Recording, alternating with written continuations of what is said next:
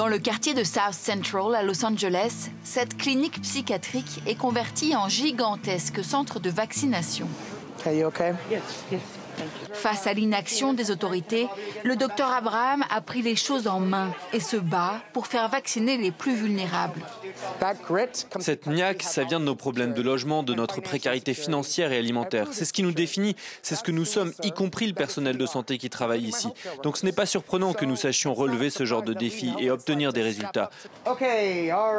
Les Noirs américains ont 2 fois plus de risques de succomber au virus. Alors ici, on tient la cadence. Les infirmiers vaccinent jusqu'à 2000 personnes par jour. Les Afro-Américains n'ont pour l'instant reçu que 5% des vaccins, alors qu'ils représentent 20% des travailleurs essentiels dans le pays.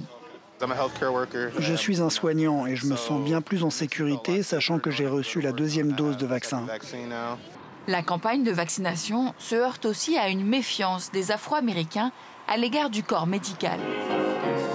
Dans cette église protestante désertée, pandémie oblige, la messe est retransmise sur la radio locale. Le révérend Walden encourage à demi-mot ses fidèles à se faire vacciner.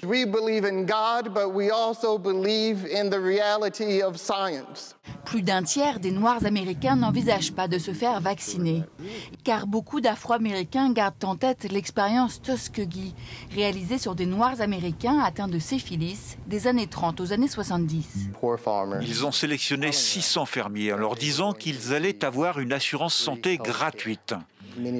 Beaucoup de ces fermiers avaient la syphilis et ils ont subi les effets de la maladie pendant des décennies sans recevoir de pénicilline. Dans cette communauté très religieuse, ces leaders spirituels ont une lourde tâche à accomplir, rétablir la foi en la science.